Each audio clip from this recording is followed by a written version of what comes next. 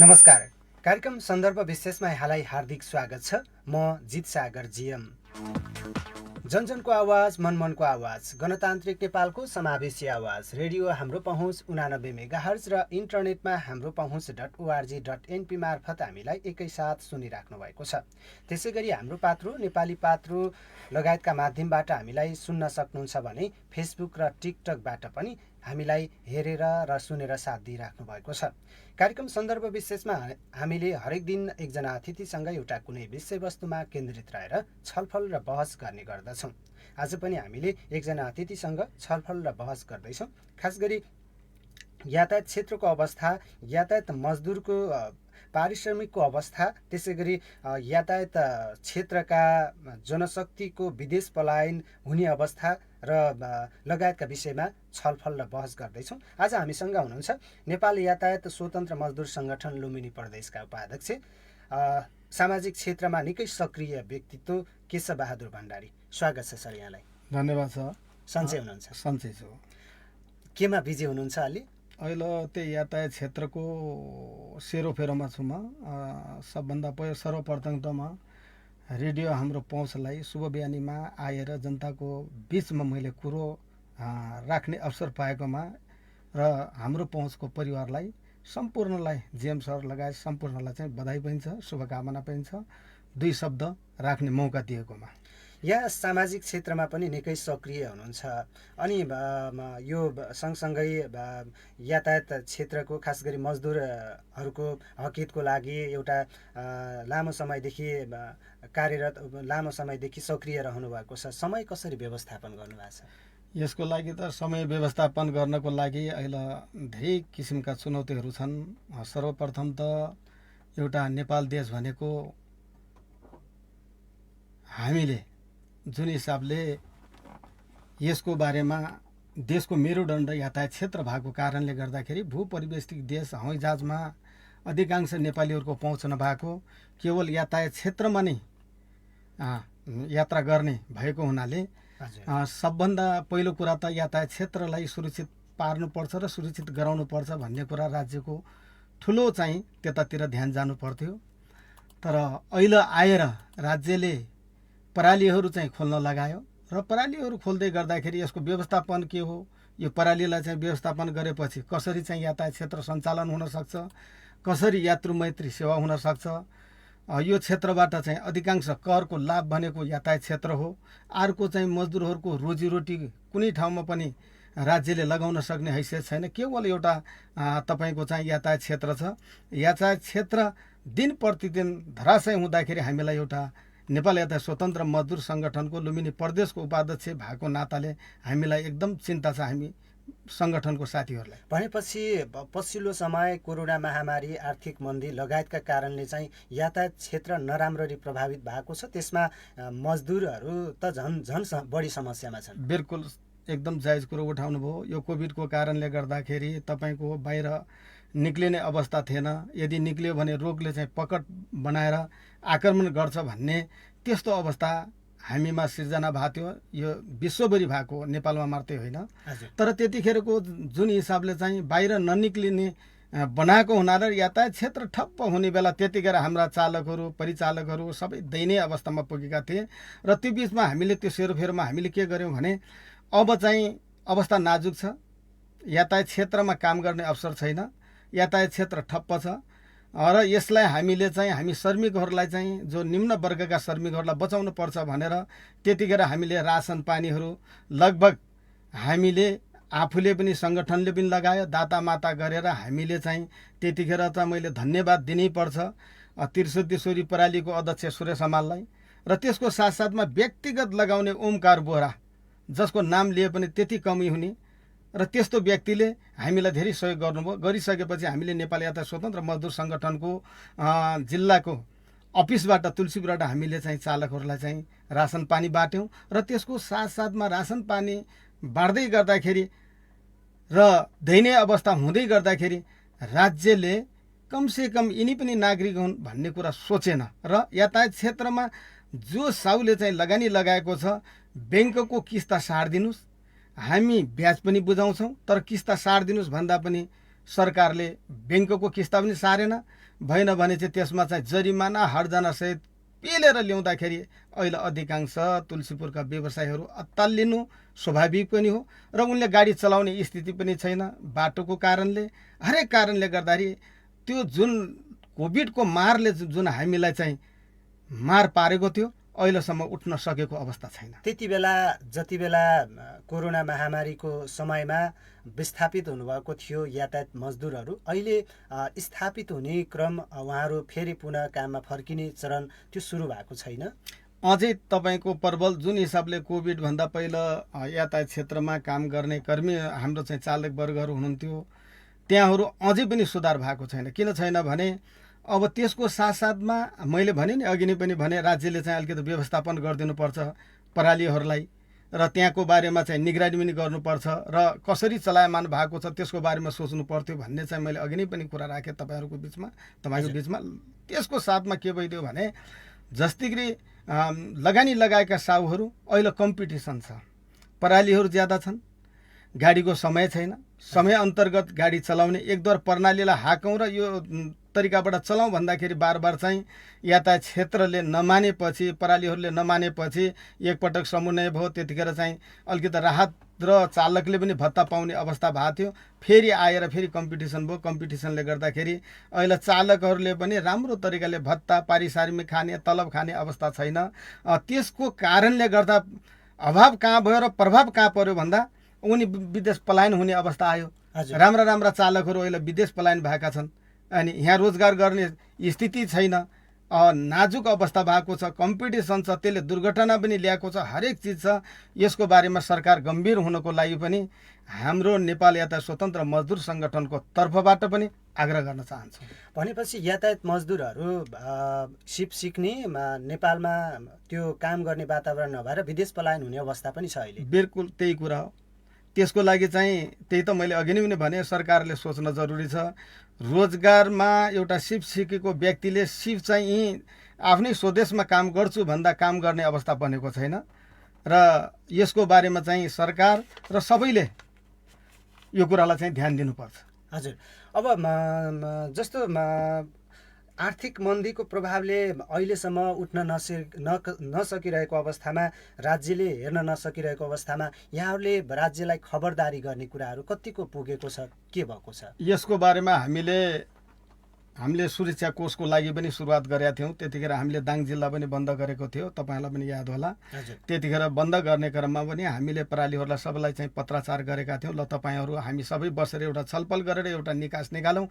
लगानी लगाउने पनि कहाँको त हाम्रै दाङ जिल्लाको वासी हो, रोजगार गर्ने पनि हाम्रा सल्यान, अब तपाईँको प्युठान, यता महेन्द्रनगर, अब पूर्वबाट चालकहरू आउनु भएको छ, आफ्नो सिप सिक्नु भएको छ, उहाँहरूलाई पनि रोजगार दिने अवस्था रहन्छ र यसलाई चलाउँ र राम्रो तरिकाले गरौँ भनेर हामीले भनेका थियौँ। त्यतिखेर चाहिँ के भइदियो भने त्यो सुरुवात त भयो, तर फेरि आएर चाहिँ त्यहाँनिर टुट्ने बित्तिकै अहिले चालकहरू परिचालकहरूले त्यस्तो तरिकाले चाहिँ कमाउने अवसर छैन। यो अवसरलाई चाहिँ सरकार नै जिम्मेवार हुनुपर्छ। परालीहरू सबै मिलेर चाहिँ संयुक्तमा चलाउने हो भने अति उत्तम तरिकाले अलिकति रोजगार चाहिँ छ भन्ने लायकको हुन्छ। अहिले जुन पारिश्रमिक पाइरहनु भएको छ यातायात क्षेत्रका श्रमिकहरूले, उहाँहरूले पाइरहनु भएको पारिश्रमिक सन्तोषजनक छैन भन्न खोज्नु भएको? बिल्कुल त्यही हो। त्यसले गर्दाखेरि हामीले के भनेका थियौँ, सरकारलाई पनि झकझकाएका थियौँ। त्यतिखेर हामीले चाहिँ हाम्रो तलब पनि भएन, भत्ता पनि भएन। यसको बारेमा कमसेकम परालीहरूलाई पत्र पठाइसकेपछि परालीहरूले हामीलाई बोलाएर छलफल गराएर एउटा टुङ्गोमा लगाउनु पर्ने, त्यो टुङ्गो लाग्न सकेन। उहाँहरूले चाहिँ हाम्रो कुरालाई सुनिदिनु भएन। त्यस पछाडि हामीले सिडिओ कार्यालयमा चाहिँ पत्राचार गऱ्यौँ। सिडिओ साहबले हामीलाई बोलाउनु भयो। त्यतिखेर बोलाउने बेला यातायातका सम्पूर्ण पराली र लगायत हामी तीनवटै सङ्घ सङ्गठन गएर त्यहाँ छलफल गर्ने क्रममा चाहिँ बहस गर्ने क्रममा र त्यहाँले चाहिँ लास्टमा यहाँ सिडिओ साहबले के लेख्नु भएको छ भने यातायात क्षेत्रमा देखिएको समाधान बमोजिम कार्यदल गठन गरियो र 15 दिनभित्रमा प्रतिवेदन सहित यहाँ पेश हुनुपर्छ भनेर भन्नुभएको थियो। र त्यो छलफलको लागि चाहिँ यातायातको चाहिँ प्रमुख र ट्राफिकको चाहिँ प्रमुख सबैहरू मिलेर चाहिँ छलफल गरेर 15 दिनभित्रमा प्रतिवेदन ल्याउनुहोस् भन्ने कुराकानी भएको थियो। र त्यतिखेर परालीहरूले चाहिँ समथिङ हामीले तपाईँले भनेका कुराहरू जायज छन्, यो जायज कुरालाई हामी मान्छौँ भनेर उहाँहरूले दस्तखत पनि गर्नुभयो। र आइसकेपछि यही त आलटाल गर्दा गर्दै त्यो चाहिँ त्यत्तिकै समाप्त भयो। त्यो समाप्त हुनुको कारण अहिलेसम्म चाहिँ चालकहरूले जस पाउने विषयवस्तु उठेको छैन। र फेरि पनि हामीले यसलाई जोडेर अझै पनि राम्रो तरिकाले एउटा यात्रु मैत्री सेवा दिने, यातायात क्षेत्र भनेको देशको मेरुदण्ड हो। आम चाहिँ तपाईँको यात्रुहरूलाई राम्रो तरिकाले हामीले सेवा गऱ्यौँ भने हाम्रो रोजीरोटी हो, हाम्रो लागि चाहिँ हुँ हो। हुँ यातायात क्षेत्रमा कमसेकम पेसेन्जरहरूको रूपमा आएर बस्दिनुहुन्छ र हाम्रो चाहिँ रोजगार सुरु हुन्छ। त्यो रोजगार सुरु हुनु भनेको हाम्रो बालबच्चा साहुहरू पनि पलायनबाट बच्ने हरेक चिज हुन्छ। त्यसले गर्दाखेरि सबैले चाहिँ नगरपालिकादेखि लिएर यातायात क्षेत्र सम्पूर्णले जिम्मेवारी लिएर एकपटक यो बिचलाई चाहिँ यो हाम्रो दूरी छ, दूरीलाई चाहिँ मिलाइदिएपछि यातायात क्षेत्र सुट्दिन सक्छ र श्रमिकले तलब भत्ता पनि पाउन सक्ने आशा छ। जस्तो यात्रु मैत्री कुरा गर्दै गर्दाखेरि म प्रसङ्ग जोडिहालेँ। यातायात क्षेत्रमा यात्रु मैत्री व्यवहार छैन भनेर यहाँ आम गुनासोहरू आइरहेको हुन्छ हामी कहाँ। यहाँहरूलाई पनि त्यो गुनासो आउँछ होला। यो किन जस्तो यातायात क्षेत्रमा यात्रु मैत्री व्यवहार हुन नसकेको होला, त्यो सुधार्नको लागि यहाँहरूले गर्नुभएका प्रयासहरू के छन्? राइट कुरा, तपाईँले अहिले चाहिँ एकदम राम्रो कुरा राख्नुभयो। यसको बारेमा हामीले के भनेका छौँ भने यातायात क्षेत्र भनेको कम्पिटिसनमा चलेको छ।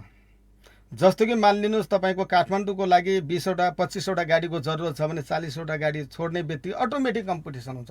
त्यो कम्पिटिसनले के गर्छ भने एकजना पेसेन्जरलाई चाहिँ उठाउनको लागि गाडी दौडाउनु पर्छ। बाटोको अवस्था नाजुक छ, गाडी दौडाउने क्रममा कुनै बेला पट्टा पनि टुट्न सक्छ, कुनै बेला तपाईँ मेसिनरी चाहिँ त्यहाँनिर टुटफुट आइदियो भने दुर्घटना हुन सक्छ।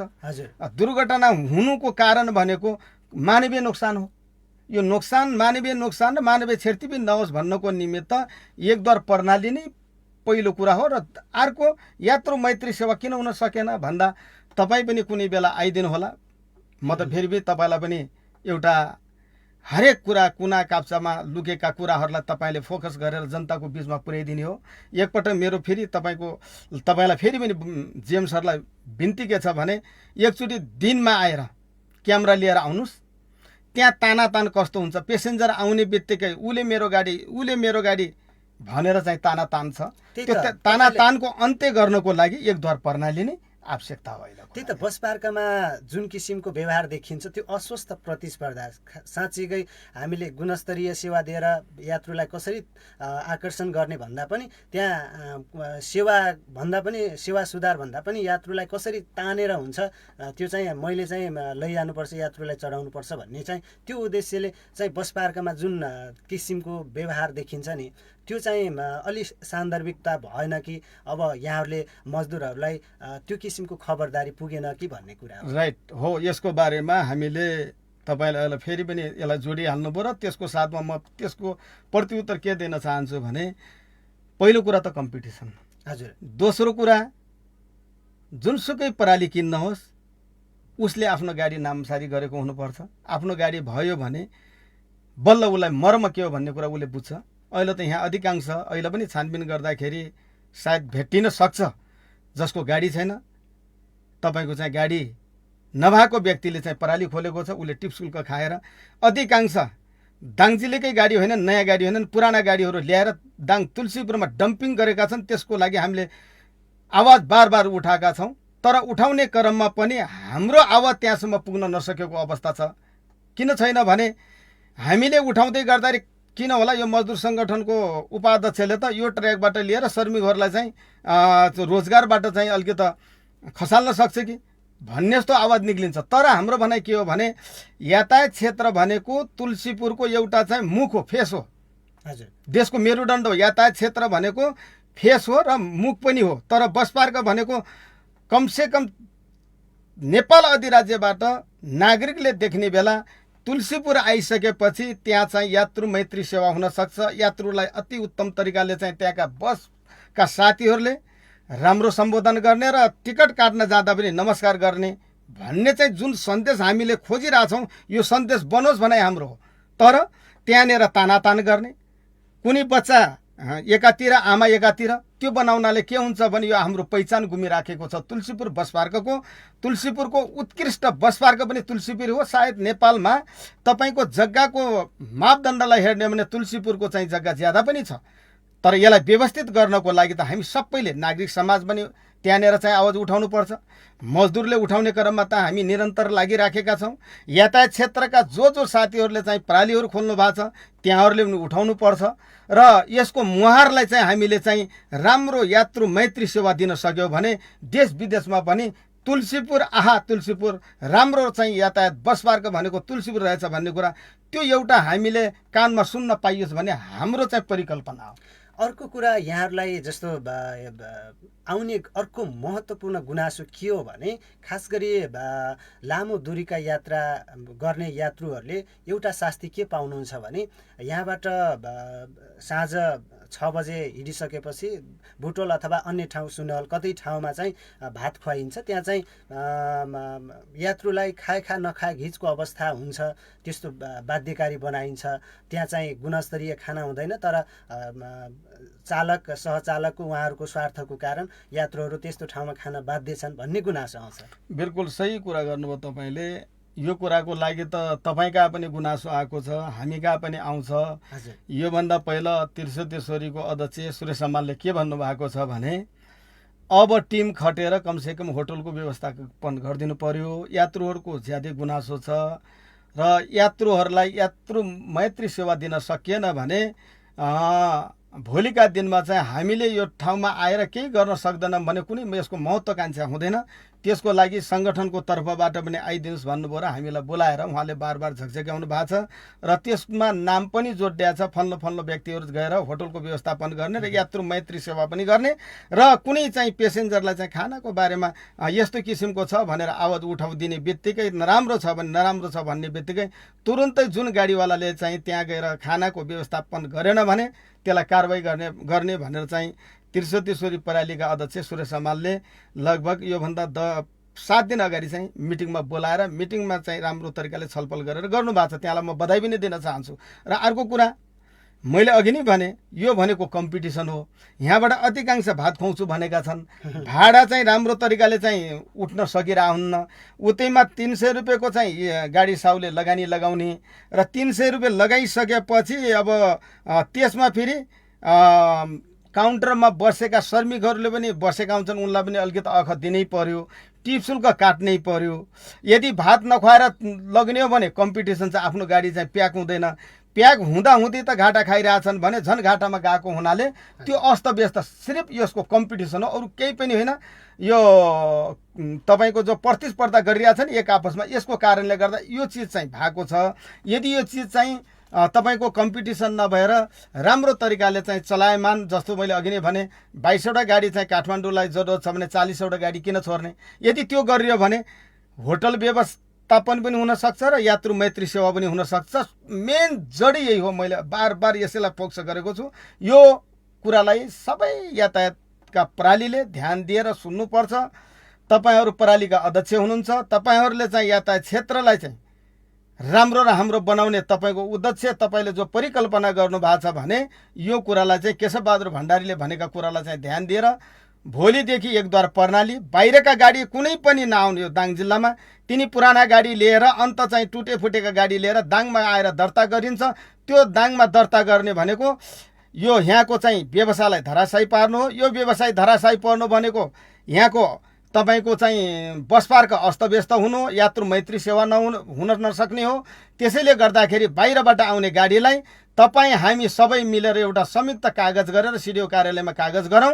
भोलिबाट चाहिँ कसैले गाडी ल्याउन चाहेको खण्डमा, जसको चाहिँ आफ्नो प्रणालीमा चाहिँ आफ्नो गाडी नभएर टिप शुल्क खाने प्रणालीको पनि अन्त्य गर्नको लागि हामी सबै एक ढुक्क भएर चाहिँ हामीले आवाज उठायो भने पक्कै पनि यो चाहिँ क्लियर हुनसक्छ भन्ने कुरा हो। यात्रु मैत्री सेवा पनि हुनसक्छ र खानपिन पनि व्यवस्था हुनसक्छ। जस्तो अर्को कुरा, सानो चिज, एउटा सानो चिज कुनै यात्रुले आफू जान चाहँदैन, आफू जाने काम छैन, सानो चिज पठाउनु पर्यो, तर त्यही सानो चिज लगिदिनलाई जस्तो आनाकानी गर्ने त्यो किसिमको समस्या पनि छ। जस्तो त्यो किसिमका कुराहरू कहिलेकाहीँ छलफलमा आउँछन् कि आउँदैन? बिल्कुल आउँछन्। अब तपाईँले भने जस्तो तपाईँ नै त्यहाँ बसबारमा गएर अब काठमाडौँ जाने हो भने तपाईँको यहाँ समय छैन। जब यहाँ समय छैन भने त सबभन्दा यातायात क्षेत्र नै सेवा गराइ हो भन्ने हिसाबले तपाईँ जानुहुन्छ। गइसकेपछि तपाईँले दिएको चिठीलाई 300, 400, 500 लिने गरिरहेछन् नि, यो गलत हो। एक नम्बर गलत हो। यो गर्नै हुँदैन। हामीले तपाईँहरूलाई सेवा गर्नुपर्छ, किनकि तपाईँको चिठी नलगे पनि गाडी त काठमाडौँ जाने हो। जब चाहिँ चिठी चाहिँ जेबमा हालेर लगिदिएर गइदिएपछि त कमसेकम त्यो सेवा त भयो नि, त्यो सेवा सम्झिने बाटो पनि रह्यो। त्यसले गर्दाखेरि यसको बारेमा त्रिशतेश्वरी प्रणालीको अध्यक्ष सुरेश सम्मानले बार बार आवाज गराउनु भयो, आवाज बुलन्द गर्नुभएको छ। हामी पनि त्यसको रोकथामको लागि लागिराखेका छौँ। यदि बाइचान्स त्यस्तो खाले परिघटना आयो भने मेरो नम्बर 9857822741 फोन गर्नको लागि पनि विनम्र अनुरोध गर्छु। त्यही जानेर तपाईँलाई चाहिँ त्यो किसिमको चाहिँ 500-400 भन्नेको छ भने केशवबहादुर भण्डारीलाई बोलाइदिनु होला। तुरन्त म पुग्छु, नभए हाम्रो कुनै न कुनै पदाधिकारी पुग्नुहुन्छ, त्यसको रिप्ले तपाईँले पाउनुहुन्छ। एकदम महत्त्वपूर्ण प्रतिबद्धता गर्नुभएको छ। एकदम यहाँलाई धेरै धेरै धन्यवाद दिन चाहन्छु। म अब अलिकति यहाँसँग जोडिएको, यहाँको व्यक्तित्वसँग जोडिएको कुरालाई म जोड्न चाहन्छु। खास गरी बसपार्क क्षेत्रमा सरसफाइको मुख्य चुनौती देखिन्छ र यहाँ चाहिँ सरसफाइ अभियन्ता निमबहादुर बुढाथोकी नियमित रूपमा शनिबार आफ्नो अभियान चलाइरहनु भएको छ र त्यो अभियानमा यहाँ पनि सक्रिय रूपमा सहभागी हुनुभएको छ। यसरी तपाईँहरूले व्यक्तिगत रूपमा सरसफाइ गरिरहने, सरकारले अथवा स्थानीय सरकारले हेरै हुने, टुलु हेरिरहने यो अवस्थाले साँच्चीकै यहाँको परिवर्तन सम्भव छ? राइट कुरा, एकदम तपाईँले एउटा तुलसीपुरकै बसपार्कको मुहारको बारेमा कुरा गर्नुभएको छ। जस्तो मैले बिहान उठ्ने बित्तिकै मुख धुन्छु, किन? फेस चाहिँ देखाउनको लागि मैले सरसफाइ आफ्नो फेसलाई गर्छु, फेसलाई गरेर म अगाडि बढ्ने हो। त्यस्तै तपाईँको तुलसीपुरको बसपार्क भने पनि त्यही हो, फेस हो। हाम्रो 5 नम्बरै प्रदेशको उत्कृष्ट बसपार्क हो। त्यो फेसलाई चाहिँ सफा गर्नुपर्छ भन्ने एकजना व्यक्ति, मैले त्यो व्यक्तिको जति नाम लिए पनि त्यति कमी हुने निमबहादुर बुढाथोकी। निमबहादुर बुढाथोकीलाई अहिले पनि फेरि पनि यो हाम्रो पहुँच रेडियोबाट पनि म उहाँलाई बधाई दिन चाहन्छु। किन दिन चाहन्छु भने त्यहाँले पहिला सुरुमा एकल चाहिँ त्यहाँले सरसफाइ अभियानलाई जोड्नुभयो। त्यहाँको चाहिँ एउटा चाहिँ दोकान, सोलरको दोकान पनि छ, ब्याट्रीको दोकान छ। तर त्यहाँले प्रत्येक शनिबार बिहान 5 बजे आएर म बस पार्क सफाइ गर्छु भन्ने त्यहाँको कहाँबाट जाग्यो, म आफै चकित छु। म बनाउँछु मेरो देश, म सफा गर्छु मेरो देश भन्ने भावना बोकेर उहाँ चाहिँ एक्लै लाग्नुभयो। लागिसकेपछि लगभग तपाईँको 7-8 महिना गरिसकेपछि 2-3 जना भाइहरू जोडिनुभयो। जोडिसकेपछि त्यस पछाडि उहाँहरू पनि निरन्तर लाग्नुभयो। उहाँको कार्यक्रममा म सहभागी पनि छु, मैले साथ पनि दिएको छु र त्यसको साथमा जोड्दै अहिले त कमसेकम 10-12 जना भाइ बहिनी जोडिसक्नु भएको छ। तर उहाँले चाहिँ काम के गर्नु भएको छ भने बस पार्क भनेको नगरपालिकाको एउटा अन्डरमा रहने चिज हो र ठेकदारले चाहिँ त्यो चिजलाई चाहिँ ठेकापट्टा लियो, चलाइराख्नु भएको छ। र ठेकदारले कमसेकम एकपटक पनि उहाँलाई बधाई दिनु पर्थ्यो, उहाँले दिनुभएको छैन। मैले बार भनेको छु, मैले दिएको छु दाइ भन्नुहुन्छ, तर दिनुभएको छैन। तर नगरपालिकामा पनि तपाईँको निमबहादुर बुढाथोकीले डस्टबिनहरूको माग गर्नुभएको छ, तपाईँको बोतल राख्नको लागि बक्स माग गर्नुभयो, तर नगरपालिकाले पठाइरहेछ र ट्र्याक्टर पनि पठाएको छ र बाँकी चाहिँ रेखदेख भनेको ठेकदारको हो।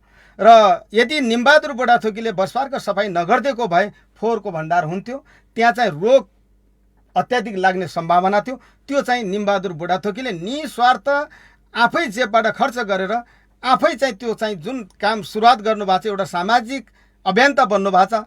अहिले पनि नेपाली यता स्वतन्त्र मजदुर सङ्गठनको तर्फबाट उहाँलाई चाहिँ सुलुट पनि गर्न चाहन्छु र सम्मान पनि गर्न चाहन्छु। उहाँले गरिसकेपछि सरकारको ध्यान आकर्षण भएको केही परिवर्तन पाउनु भएको छ? बिल्कुल, उहाँले चाहिँ नगरपालिकामा मेयर साहबसित पनि कुराकानी गर्नुभएको छ र मेयर साहबले लगभग तपाईँको चाहिँ ड्रेस पनि पठाइदिनु भएको रहेछ।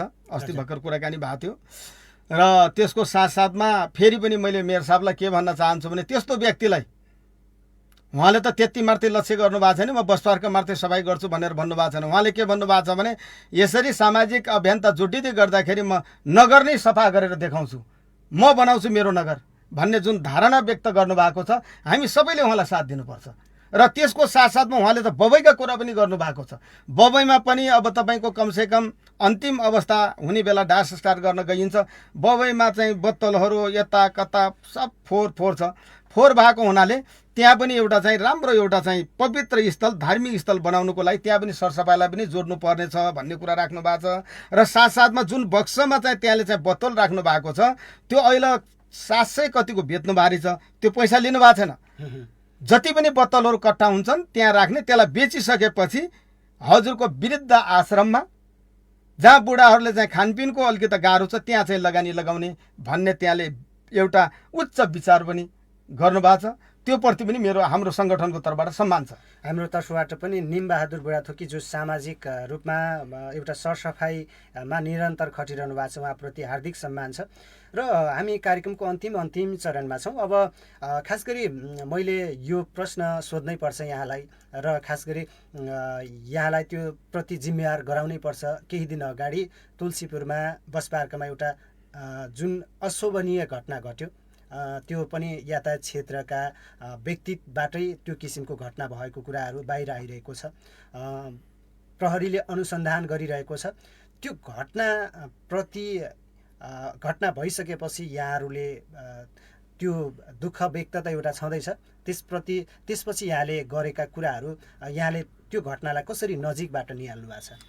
एकदम गहिरो कुरा राख्नुभयो, जो कि हामी सबैमा एउटा दुःखदायक कुरा हो। यो एकदम तपाईँको रात्रिकालीनमा 73 वर्षकी आमा प्रति जुन तिनी दुई भाइ भनौँ, अब तिनी के हुन् अब मैले जानिनँ त्यो मानेमा। किनभने यातायात क्षेत्रमा हामीले प्रशिक्षण गराउँछौँ, यातायात क्षेत्रमा म जिम्मेवार मजदुर भनेर हामीले 8वटा चाहिँ सङ्कल्प गरेका छौँ। त्यो शपथ पनि खिलाउँछौँ। शपथ खाइसकेपछि त्यो जिम्मेवारी चाहिँ निभाउनु पर्ने हो। तर तिनीहरू हाम्रा मजदुर पनि होइनन्, तिनलाई म चिन्दा पनि चिन्दैन। हजुर, तर पनि उनीहरूले चाहिँ जुन रात्रिकालीनमा जुन हिसाबले चाहिँ वृद्ध आमाप्रति जाइ लागेर जुन बलाकृतिक बन्नु भएको छ, हाम्रो नेपाली यातायात स्वतन्त्र मजदुर सङ्गठन र यातायात क्षेत्रबाट यदि कानुनमा संशोधन गरेर फाँसीको सजाय लाग्छ भने लगाउनुपर्छ। त्यस्ता व्यक्तिलाई बचाउन हुँदैन। किनभने त्यस्तो किसिमको एउटा चाहिँ घिमिरा बन्यो भने त्यसले चाहिँ सबै ठाउँ धुमाल्छ। त्यस्ता चाहिँ बच्नुभन्दा मर्नै बेस। किनभने 73 वर्षको आमाप्रति जाइ लाग्नु पर्यो। अर्को कुरा, प्रहरी प्रशासनको जनशक्ति कम हुँदाहुँदै पनि तर रात्रिकालीनमा गएर उहाँले दुईटालाई पक्रेर इलाका प्रहरी कार्यालयमा लग्नु भएको छ। त्यहाँप्रति पनि हाम्रो सुलुट छ। किन सुलुट छ भने हामी सुतिराखेका हुन्छौँ, तर त्यहाँहरू जागाराम हुनुहुन्छ। जति जागाराम हुनुहुन्छ कतै न कतैबाट त्यहाँ प्रहरी प्रशासनप्रति अलिकति चाहिँ नकारात्मक चाहिँ कुराहरू आइलाग्छन्। तर त्यतातिर पनि हामी पब्लिकले पनि त्यहाँहरूलाई गुनासो गर्न हुन्न। पब्लिकले पनि प्रहरी प्रशासनलाई साथ दिनुपर्छ र बल्ल प्रहरी प्रशासन भन्ने कुरा एउटा चाहिँ त्यहाँहरूको चाहिँ एउटा एनर्जी पनि आउँछ। सबैको सहयोगले मात्रै केवल त्यहाँ सम्भव छ। अब तपाईँको रातिमा चाहिँ हामी सुते यदि प्रहरी प्रशासनले पनि त्यो कुरालाई ध्यान नदिएको भए त मृत्यु हुन्थ्यो नि। अपराधी फरार हुन्थ्यो, प्लस तपाईँको मृत्यु पनि हुन सक्थ्यो। किन 73 वर्षकी आमा हुनुहुन्छ र आमाप्रतिको जुन चाहिँ तिनीहरूले बलाकृतिको लागि सोच बनाएका छन् तिनी अपराधी हुन्। हाम्रो सङ्गठनको तर्फबाट हामी के भन्न चाहन्छौँ भने कानुनले जति सक्दो चाहिँ कारबाही छ त्यो काम चाहिँ हदसम्म गरोस् भन्ने हाम्रो धारणा हो। हुन्छ, यो महत्त्वपूर्ण समय र विचारका लागि यहाँलाई धेरै धेरै धन्यवाद दिन चाहन्छु। ठिक छ, मलाई आज चाहिँ तपाईँको चाहिँ बिहान आएर शुभ बिहानीमा जसरी मलाई जनमानसको सामान्य एउटा मजदुर सेक्टर के हो, मजदुरको चाहिँ भावना के हो, यात्रु मैत्री किन हुन सक्दैन भन्ने जुन तपाईँले जिज्ञासा उठाउँदै गर्दाखेरि र हाम्रो पहुँचको सम्पूर्ण परिवारलाई पनि धन्यवाद दिन चाहन्छु। म नेपाली जनतालाई पनि हात जोडेर बिन्ती के गर्न चाहन्छु भने यदि तपाईँलाई त्यस्तो खाले चाहिँ जस्तो अघि नै उहाँले चिठीका कुरा पनि गर्नुभएको छ, यात्रु मैत्रीका कुरा पनि गर्नुभएको छ भने तपाईँले हामीलाई सजग गराउने, हामी सुर्तेर त्यो चिजलाई हामीले चाहिँ तपाईँको सेवामा फेरि पनि आबद्ध हुने हो। तपाईँ हाम्रो चाहिँ रोजीरोटीको दाता हो। तपाईँहरू चढिदिनु भएको छ, हामी सबैको रोजगार छ। यदि तपाईँलाई चाहिँ हामीले चाहिँ अपमान गऱ्यौँ भने हामी जस्तो पापी कोही पनि रहने छैन। त्यसैले गर्दाखेरि तपाईँप्रति पनि हाम्रो सम्मान छ।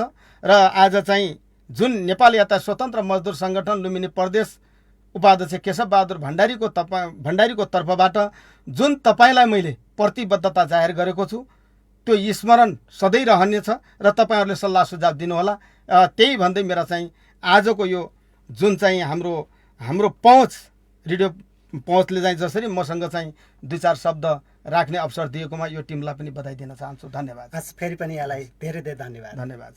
उहाँ हुनुहुन्थ्यो केशव बहादुर भण्डारी, नेपाल यातायात मजदुर स्वतन्त्र मजदुर सङ्गठन लुम्बिनी प्रदेशका उपाध्यक्ष। उहाँसँग खास गरी यातायात क्षेत्रमा देखिएका समस्या र समाधानको उपाय, खास गरी बस पार्क क्षेत्रमा सरसफाइका विषय अनि यात्रु मैत्री यातायात क्षेत्र लगायतका विषयमा छलफल र बहस गऱ्यौँ। सुन्दै जाँदा मनमा लागेका सल्लाह सुझाव र प्रतिक्रिया 082 521 519 अथवा हामीलाई फेसबुकमा हेर्दै हुनुहुन्छ भने कमेन्टमा, त्यसै गरी टिकटकमा पनि तपाईँले आफ्नो कमेन्ट छोड्न सक्नुहुन्छ।